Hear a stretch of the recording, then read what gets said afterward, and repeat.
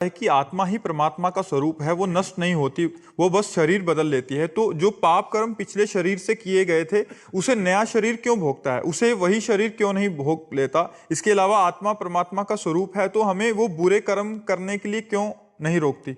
आत्मा क्या रोल है महाराज? आप अपने आत्म स्वरूप को जानते हैं? नहीं जानते ना, इसीलिए आपसे गलती होती है, क्योंकि आप अपने आत्म स्वरूप को न जान करके शरीर से तदात्म कर लिए हैं, मैं पुरुष हूं। ऐसा है ना, जब आप शीशा देखते तो यही तो लगता मैं हूं, तो आत्मा को भूल गए, मतलब परमात्मा को भूल गए। बस यही भूल माया में फंसा दिया। अब जो आप पाप करते हैं तो आपके शरीर की एक सीमा है, 100 वर्ष, 70 वर्ष, 80 वर्ष। अब मुकदमा यहां अपने 10-10 वर्ष नहीं चलता, छोटी अदालत है, कई अदालत है।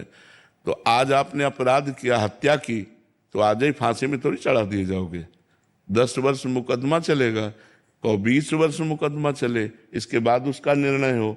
तो अपनी बड़ी सरकार है, आपने इस योनि में पाप किए और अनेक योनियों में दंड भोगना पड़ेगा, अनेक शरीर धारण करके दंड भोगना पड़ेगा, क्योंकि बड़ी सरकार है ना, अनंत ब्रह्मांडों का हिसाब किताब है ना। तो इसी योनि में दंड नहीं मिलता, इस योनि में खूब आराम से पाप कर लो, आपको जो दंड मिलेगा वो अन्य योनियों में मिलेगा, अगले जन्मों में मिलेगा। अब इस योनि में आपको पुण्य कर लो, उसका फल अभी नहीं मिलेगा, वो आगे मिलेगा।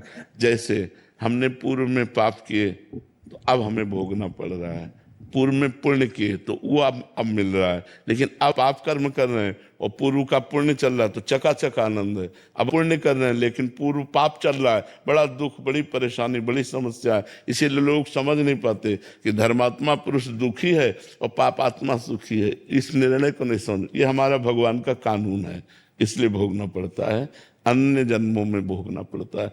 यहाँ तक कि भीष्म जी सरसैया पर पड़े हुए हैं, तो उन्होंने कहा प्रभु इस जन्म की बात क्या, मैं 70 जन्मों को देख रहा हूं, कोई पाप नहीं किया ऐसा जिसके परिणाम से मुझे सरसैया पर 6 महीना लेटना पड़े। तो भगवान ने कहा और आगे बढ़ो, 100 जन्म के बाद आपने पाप किया था। तो इतना हमारे प्रभु की अदालत में थोड़ा रजिस्टर लेट खुलता है, लेकिन जब खुलता है तो राय पाई का हिसाब होता है, वहां किसी घूस की या किसी भी तरह की चूक नहीं होती, वो करेक्ट उसको दंड मिलेगा। तो इसीलिए हमको मनुष्य जन्म में किए हुए कर्मों का फल हजारों योनियों में भोगना पड़ेगा। तो हमें मनुष्य जन्म में बहुत सावधान रहना चाहिए। पशु पक्षी की योनियों के किए हुए कर्म केवल भोग होते हैं। जैसे सिंह गाय को मार के खा रहा है तो उसको कोई पाप थोड़ी लग रहा है, बिल्ली कबूतर चूहे को पा रही तो कोई पाप थोड़ी लग रहा है, क्योंकि उसका आहार है, आहार निश्चित किया गया है। मनुष्य अगर मुर्गा खा रहा है, बकरा खा रहा है तो पाप कर रहे हो, क्योंकि वो तुम्हारा आहार नहीं, तुम्हारा रोटी दाल आहार है, तुम्हारा साग सब्जी आहार है, घी दूध आहार है। ये तुम्हारा मांस बकरा भैंसा मुर्गा जो खा रहे हैं ना, ये दुर्गति को प्राप्त होते हैं। अब इस जन्म में जो हम कर्म करेंगे हमें आगे जन्म मिलेंगे, हिसाब ऐसा है।